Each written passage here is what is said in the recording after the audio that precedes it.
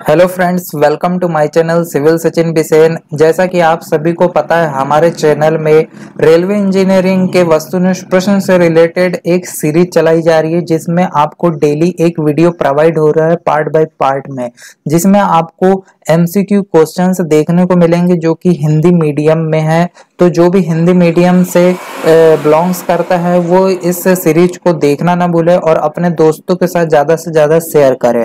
और अभी चैनल को सब्सक्राइब नहीं किया है तो चैनल को सब्सक्राइब भी कर लीजिए और बेल आइकन को भी दबाना है, जिससे आने वाली सभी प्रकार की नोटिफिकेशन आप तक जल्द से जल्द पहुंचते रहेगी। तो चलिए दोस्तों, हम ज्यादा टाइम नहीं लेते हुए आज का सेशन को स्टार्ट करते हैं। तो आप देख रहे हैं रेलवे इंजीनियरिंग वस्तुनिष्ठ प्रश्न पार्ट 6 चल रहा है इसका।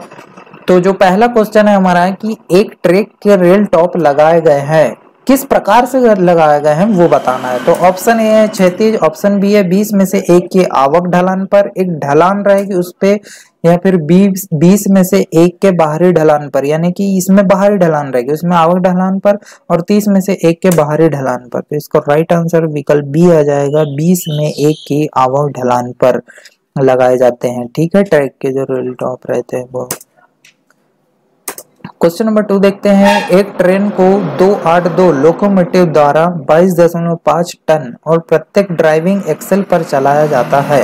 कोई ट्रेन को चलाया जा रहा है तो रेल पहिया घर्षण के गुणांक को 0.25 मानते हुए लोकोमोटिव की वहन क्षमता क्या होगी। तो इसमें लोकोमोटिव की हमको वहन क्षमता बताना है। तो ऑप्शन है 15.0 टन, बी ऑप्शन है 22.5 टन, सी ऑप्शन है 45.0 टन और इसमें है 90.0 टन। तो इसका राइट आंसर विकल्प बी आ जाएगा, 22.5 टन उसकी जो वहन क्षमता होती है। ठीक है दोस्तों, अब क्वेश्चन नंबर हम 3 देखते हैं। आमतौर पर बीजी और एमजी ट्रैक के लिए उपयोग किए जाने वाले स्विच का प्रकार।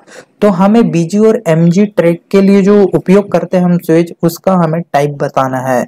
तो किस प्रकार से उसे, तो इसमें क्या जोड़ा गया है या फिर अंडरकट किया गया है या सवारी से अधिक या फिर सीधे कट। तो जो इसका राइट आंसर विकल्प सी हो जाएगा, सवारी से अधिक होता है। क्वेश्चन नंबर 4 देखते हैं। एक प्रभावी प्रशासन के लिए भारतीय रेल प्रणाली को विभाजित किया गया है।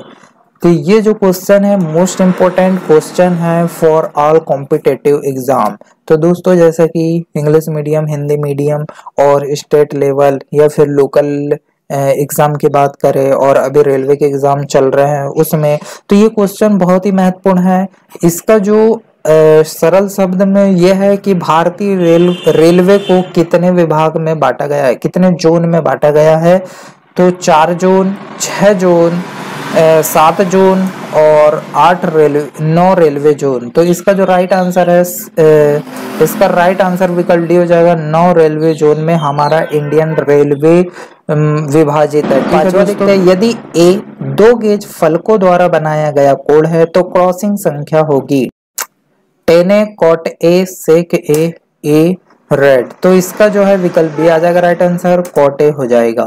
ठीक है, क्वेश्चन नंबर 6 देखते हैं कि एडी विचलन भारतीय बीजी पटरियों के लिए अनुशंसित स्टॉप रेल के चलने वाले चेहरे और जीव रेल के गेज चेहरे के बीच की दूरी है। तो 100 मिलीमीटर, 119 मिलीमीटर, 125 मिलीमीटर, 135 मिलीमीटर। तो विकल्प डी है इसका राइट आंसर। 135 मिलीमीटर जो होती है वो गेज चेहरे के बीच की दूरी होती है। ठीक है दोस्तों, क्वेश्चन नंबर 7 देखते हैं। निम्नलिखित में से गलत कथन चुनिए। आसन्न रेल के शेरे सही संरेखण में होने चाहिए।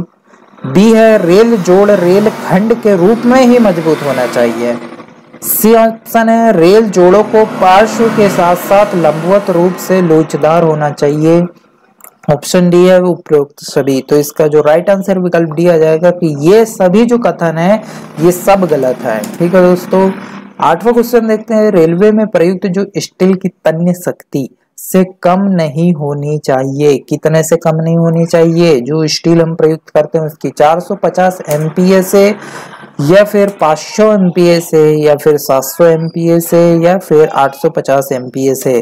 तो इसका राइट आंसर विकल्प सी आ जाएगा, 700 एमपीए से कम नहीं होना चाहिए स्टील की जो तन्य शक्ति रहती है वो। ठीक है दोस्तों, क्वेश्चन नंबर 9 देखते हैं, भारतीय रेल में बीजी ट्रैक के लिए रेल की जो मानक लंबाई कितनी है, यानी कि जो एक रेल होती है उसकी मानक लंबाई कितनी, 33 फीट, 10.6 मीटर, 36 फीट, 39 फीट और 42 फीट होती है। तो इसका जो राइट आंसर विकल्प डी हो जाएगा। 42 फीट की एक रेल, यानी कि मानक लंबाई जो है वो 42 फीट की रहती है, जो एक रेल से रहती है वो। ठीक है दोस्तों, क्वेश्चन नंबर हम देखते हैं 10वां, विंग रेल प्रदान की जाती है। विंग रेल प्रदान की जाती है जेब रेल के पास, या फिर चेक रेल के पास, या फिर स्टॉक रेल के पास, या फिर क्रॉसिंग रेल में। तो दोस्तों इसका राइट आंसर विकल्प डी हो जाएगा। क्रॉसिंग रेल में हम विंग रेल को प्रदान करते हैं, ठीक है, वहां पर देते हैं क्रॉसिंग रेल में। क्वेश्चन नंबर 11 देखते हैं, रेलवे ट्रैक के लिए तटबंधों का पार्श्व ढलान सामान्यतः लिया जाता है। जो पार्श्व ढलान है वो किस प्रकार से लिया जाता है, तो हम देखते हैं 1:1 में लेते हैं, या फिर 1:1.5 में लेते हैं, या 2:1 में लेते हैं, या फिर 1:2 में लेते हैं। तो इसका राइट आंसर विकल्प सी आ जाएगा, 2:1 में हम लेते हैं।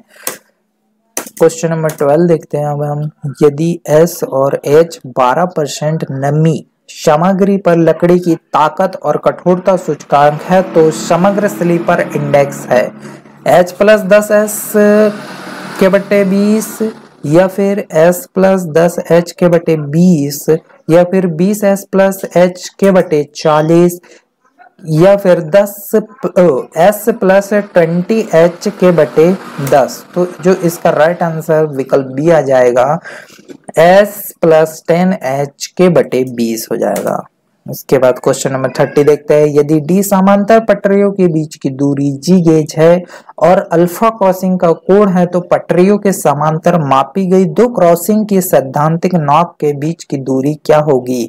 तो D-G sec alpha into cot alpha, या D-G sec alpha into cot alpha, D-G sec alpha into tan alpha, या D+G sec alpha into cot alpha. तो जो इसका राइट आंसर विकल्प ए हो जाएगा, D-G sec alpha into cot alpha होती है। क्या होती है, दो क्रॉसिंग की सैद्धांतिक नॉच के बीच की दूरी। क्वेश्चन नंबर 14, ट्रैक स्लीपर के लिए भारतीय रेलवे पर निर्धारित न्यूनतम समग्र स्लीपर इंडेक्स क्या है। तो जो हमें बताना है 552, या 783, या 1352, या फिर 1455। राइट आंसर बी आ जाएगा, 783 है इसका।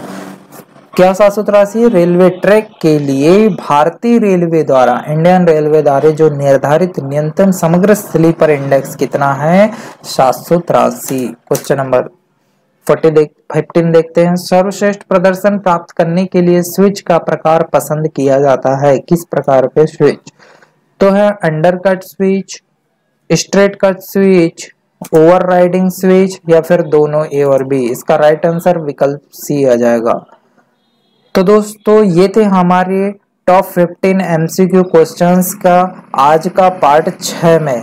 तो दोस्तों ये सेशन आपको बहुत पसंद आया होगा और आपके लिए बहुत इम्पोर्टेंट होगा। इसी आशा के साथ हम मिलते हैं नेक्स्ट टेस्ट में, जो कि हमारा रहेगा रेलवे इंजीनियरिंग वस्तुनिष्ठ प्रश्न पार्ट 7। तो दोस्तों इसको लगाना ना भूलिएगा। Thank you for watching this video.